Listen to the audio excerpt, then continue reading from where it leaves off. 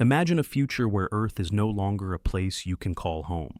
The sky is permanently gray, the oceans are filled with layers of waste, and the land is buried under endless mountains of trash. The air feels heavy, the cities are silent, and life, as we know it, has disappeared. Humanity is gone, not extinct, but gone. They didn't adapt. They didn't fix the problem. They left. High above the ruined planet, massive spacecraft drift through space, carrying the last remnants of human civilization.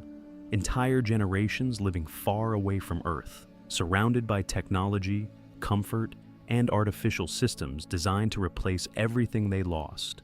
This is the world imagined in Walle, a quiet, almost poetic vision of environmental collapse and escape. But behind this story lies a serious question. Could this ever actually happen? Could humanity really abandon Earth and survive in space? At first, the idea doesn't sound completely impossible. We already send astronauts into orbit. We've built space stations that can support human life, at least for a limited time. Rockets have become more advanced, more reusable, and more efficient than ever before. There are even real plans to establish human colonies on the Moon and Mars within the next few decades.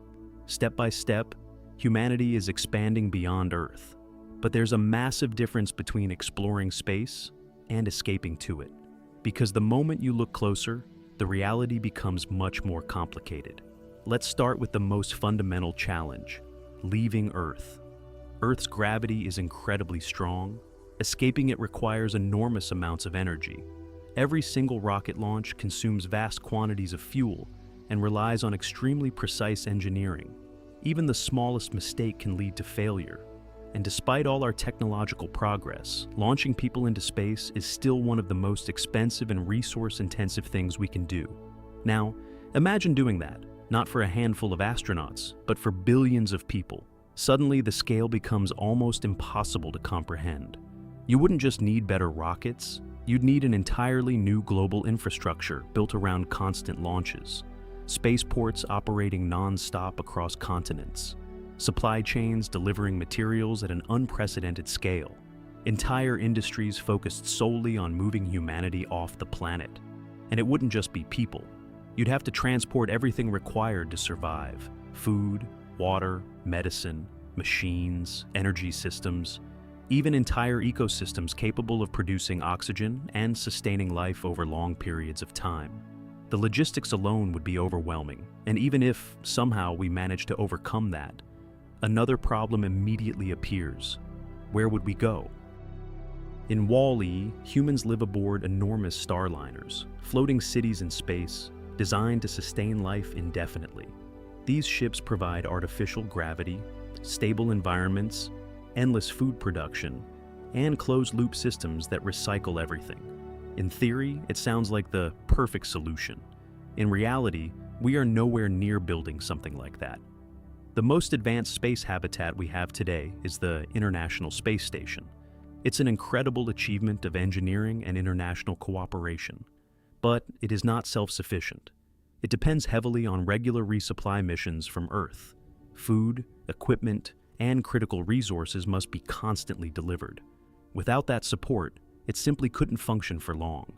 Creating a truly independent space habitat would require something far more complex: a fully closed ecosystem.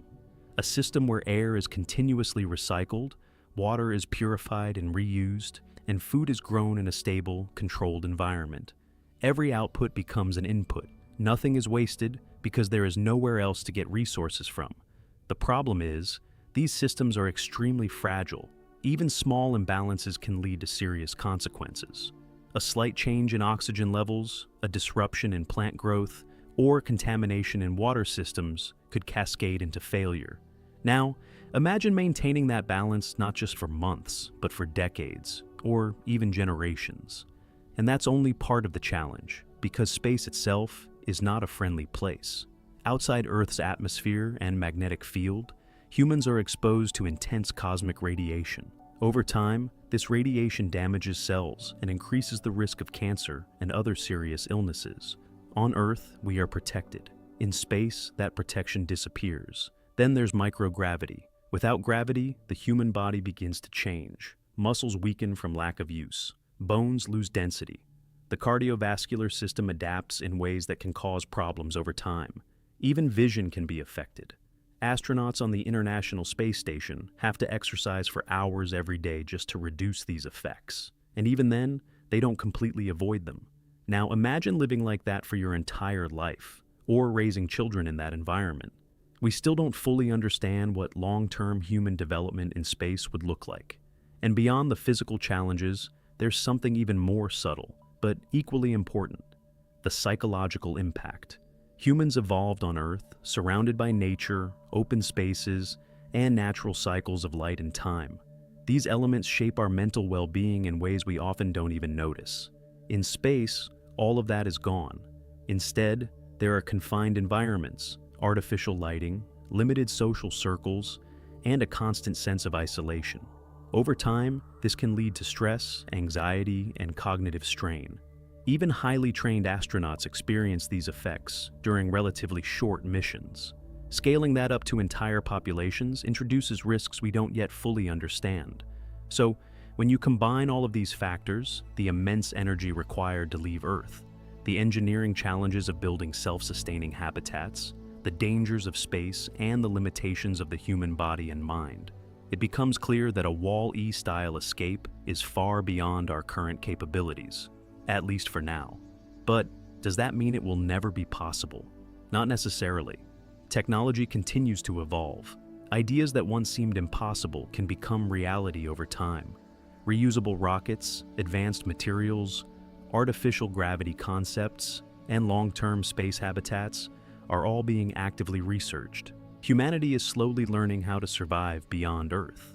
But there's a crucial distinction we can't ignore. Exploration is not the same as evacuation. Building small, controlled colonies is one thing. Relocating an entire civilization is something else entirely. And that brings us to the deeper message behind Wall-E. Because the story was never really about leaving Earth, it was about what happens if we fail to take care of it. Earth is not just another planet. It's a highly complex, perfectly balanced system that supports life in ways we still cannot replicate artificially. Its atmosphere, ecosystems, and natural cycles work together in a delicate equilibrium that took billions of years to develop. We don't have a backup. There is no second Earth waiting for us somewhere nearby. So, while escaping into space might sound like a solution, it's not a realistic one, not in the near future, and not on the scale that Wall-E suggests. The real solution is much simpler and much harder at the same time. Taking responsibility for the planet we already have, reducing waste, protecting ecosystems, developing sustainable technologies, changing the way we produce, consume, and think about our impact on the world. Because in the end, the choice isn't between staying or leaving. Earth isn't just where we live, it's the only place where we can.